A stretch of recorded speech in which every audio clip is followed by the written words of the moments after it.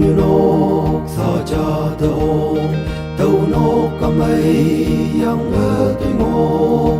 ở cuối tổ lối mây ni hằng hê tâm mong hằng bu ở sơ tàu ở wam nhu tơ tông ở lầy y chọn Krista asay mơ Krista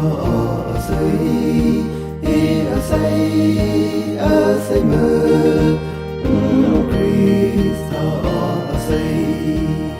xin lên cha sông mơ đâu ayo nấu si ha cha ata tango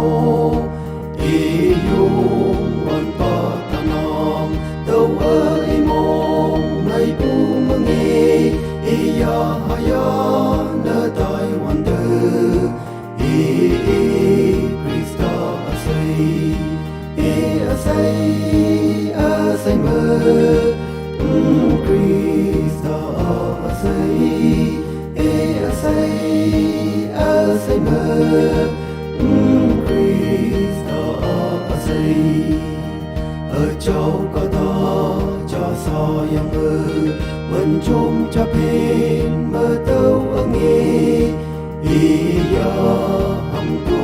nhầm iwan pu chen tâu tông wan tơ iya wang tong ye tơ lay cha đi Krista asay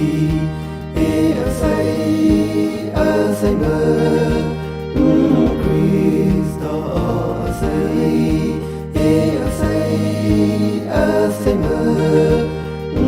Krista asay Krista tăng đơ nhi cây cây cha mơ ngôi lan lâm mơ nhẹ nang yêu ngoan pa nhẹ nang ia nang nu pui hun la nang sang hai bom pu lạc tâm na say mơ asay mơ Krista